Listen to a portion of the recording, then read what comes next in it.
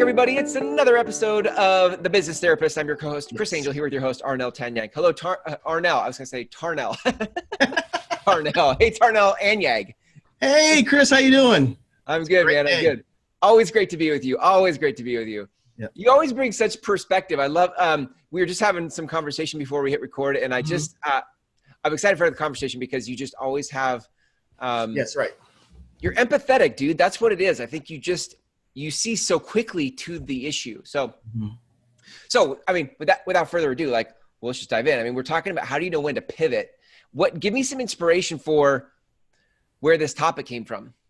Well, the topic about pivot, it's interesting. I have a registered dietitian, and 2 years ago, she was doing a lot of her business cash, speaking events. She did it at a some type of plant food or farmhouse up there. She would do cooking classes and invite people as cash, and she would do talks. And she was like, I'm struggling making money. And she was, I said, have you ever looked at insurance? Oh, they tell me don't look at insurance. It's just not worth to do insurance stuff. I said, well, you're not. And I said, the timing may not right where people have to pay and, you have to get cash like this, So let's look at insurance. And she started looking at insurance. So that she could bill insurance, so that people could pay her through their insurance. Is that what you're saying? That's right. Yeah. She didn't want to do that because the billing part was hard. So after the first year, we looked at it. Yeah, it's probably, let's look at going through insurance and getting billed through that. Yeah. So last year she went through insurance. She marketed to doctor's offices. And she started getting, on average right now, she averages about 25 to 30 appointments from doctor's offices as a primary source. Wow. And then she actually has another, maybe 5 or 6 privately. So her, she did about, she told me, I think about 20,000 in revenue last year. But it's interesting. She said that I don't mind doing that because before, and I'm not looking for a big business. If it grows organically, right? It's okay. But she had to pivot, and she wasn't really sure about pivoting. She said, well, I don't. So I said, here's this video I want you to watch by Eric Klein. I think it's Eric. Can't remember, Eric Rise, and it talks about pivot, and it showed about it's okay to pivot because the whole idea is you have this vision how you see yourself in your business, right? But you're not sure if the vision, the vision's the end. But you're not sure how to get there. So you may have to change who do you target? Right. How do you deliver operational wise? How much you charge? How do you get paid? Right. Oh. She was like, oh, wow. And so now we're looking at possibly if she keeps doing what she's doing, she's going to bring on somebody this year part-time because we figured out, I think she could only take about 30 to 35 clients a month for she over capacity. And then she's going to bring somebody on board. Wow. Dude, yeah.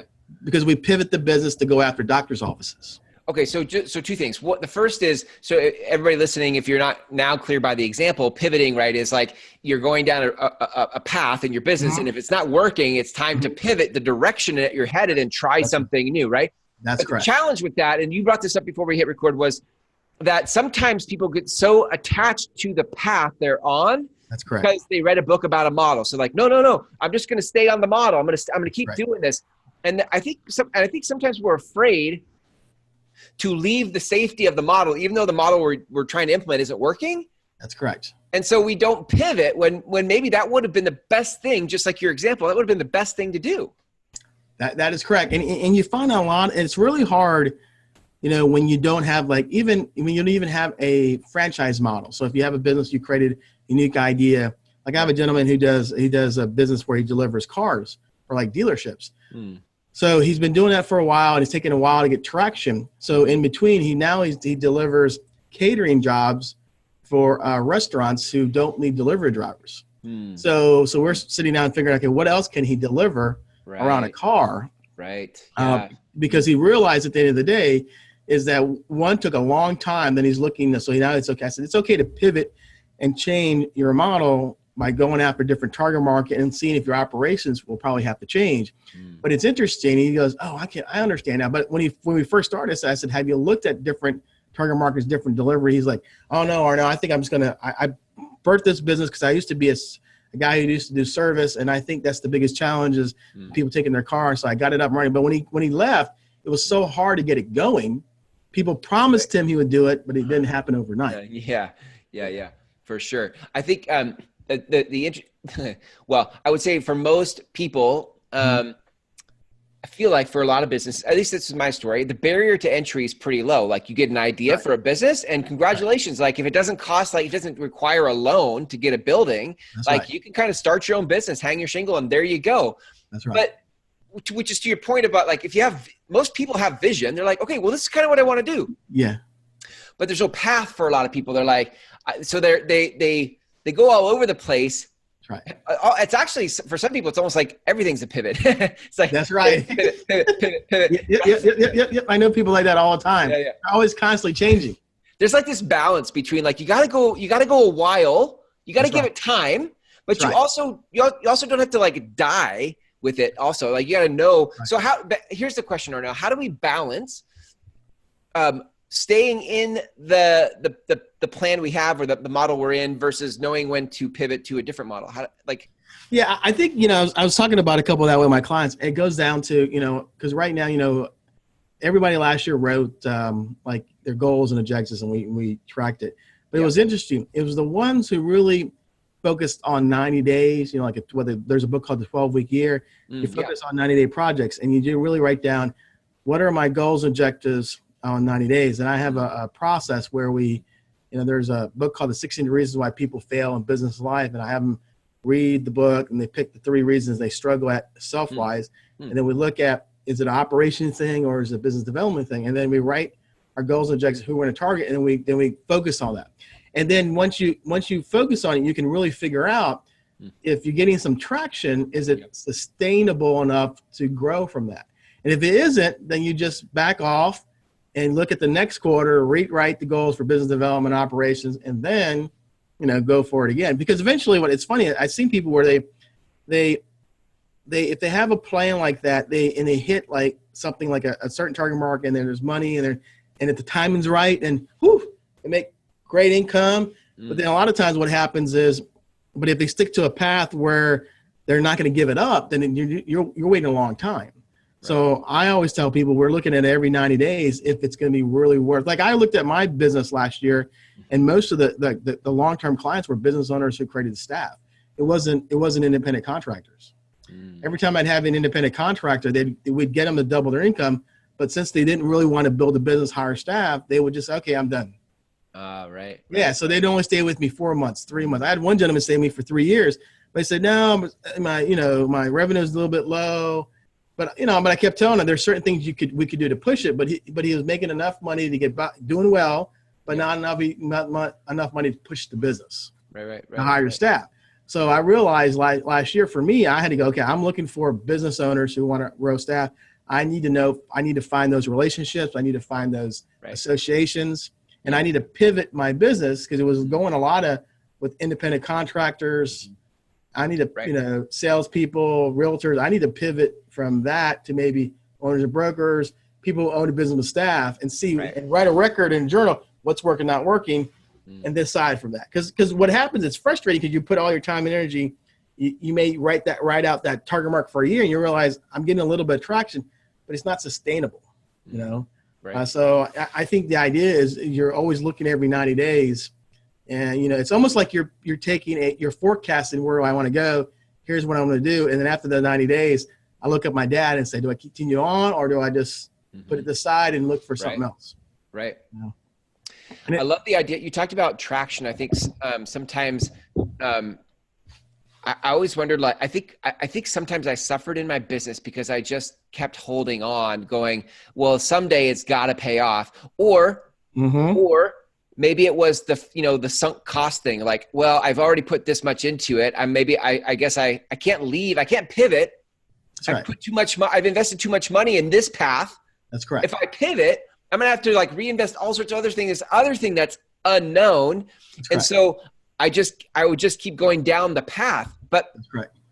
I feel like another indicator to pivot would be, and I'm curious your perspective, but would be, sometimes business can suck the life out of you, right? Like that's correct. Sometimes pivoting isn't just about whether it's making you money. Sometimes it's like, do you enjoy it still? Do you know? Yes. I have a client right now. She works for a corporation and she was referred to me by a business development person, and we're talking. She goes, I know I'm unhappy. I think I want to get out of the business, get out of my role in this company I work for. Right. I said, well, why? You said, she goes, well, it just work long hours. I'm not happy. It's that. Yeah. I said, well, we can do two things. You can either, have you thought about looking at another role in that industry or in the company? She goes, oh, I never thought about that. So what we're doing now is getting her to pivot and transitioning either into another role in the company or out of the company. Yeah. Because what she didn't realize, we're doing some assessments on her personality strength, that the role she's in is like, she likes roles where she can start to finish. The role she's in is always about maintaining what they already have. There's no start and finish. So she's got to first pivot herself to be okay with that. Yeah. And pivot herself to, okay, you can be okay with it and live like that, or pivot yourself to transition out to a new role. This is why you're the business therapist, man, because like they're just, I think for people, we can't see what we can't see. Like we can't see our blind spots. Right. And we live in our own fishbowl. So it's hard to be like, well, how do I know what to pivot to? But you ask these questions where it's like, well, just that, right? Like to discover that she likes to start and finish. Yep. And then to look at the role and be like, oh, well, there you go. Like the role you're in doesn't let you start and finish. And you're like, duh, I didn't see it. Like oh, okay. And the funny thing in that business model, and she said in the business model back in the days, 10 years ago, there was roles in that business model where it was start and finish. But now, since she works for a smaller company that's looking to grow, they combined all the roles, like 3 into 1. So now it's all about maintaining what they give you, not starting and finishing. So now it's just literally just getting to change her perspective, get her to really win her day, and then while transitioning to a new role in the company or just a new role somewhere else, and looking for that. Man. You're delivering dreams one conversation at a time. I love it. Yeah, I tell you, it's fun because when you sit there and listen to people, like, I tell them, I don't think it's you. Really, I think you just need to change your business. Oh, I don't know. I said, I think you need to change how you do it, or maybe who do you target. What do you deliver? They're like, I don't know, man. I'm so used to doing it this way. And here, maybe you were mentioning why the other way I think about why people don't want to pivot. And I've seen this is because there's a book I read about influences. People like to stay in that zone. When they have to pivot, they have to think, logically and have to make some decisions to move forward. They don't want to think it through. They just rather stay in the zone of, chaos. Right. And it's frustrating. Right.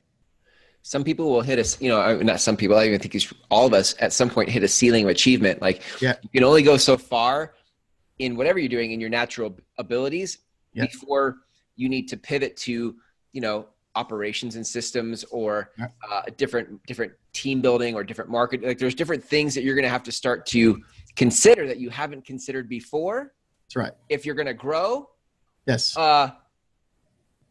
Or you're going to have to pivot one way or the other. You have to pivot to something like to systems and structure, or you're going to have to pivot to a different thing because we all have a ceiling of achievement. That's correct. We all have a lid.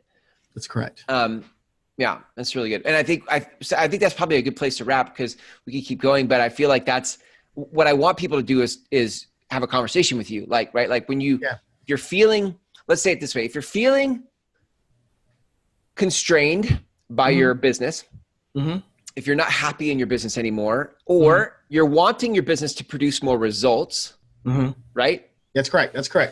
Or you're feeling stuck in any way. Like look, those are the clues. Those are the symptoms that it's time to have a conversation with somebody like Arnell. So Arnell, how do people schedule time with you? How do they connect with you? Yeah, they can just give me a call on my office line, which is 757-752-8169. Or to go to Tanyag & Company, which is www.tanyag.net. Perfect. Tanyag.net. So clean, so simple. Tanyag.net. Tanyag.net. I love it. Awesome. Arnell, thank you so much. I wanted to call you Tarnell again. Arnell, thank you. That's my new nickname for you. Tarnell. And we're back with Tarnell. Yeah. I love it. All right, man. Thanks for a great episode. We'll catch you next time. All right. Thanks, then. Thanks, Chris.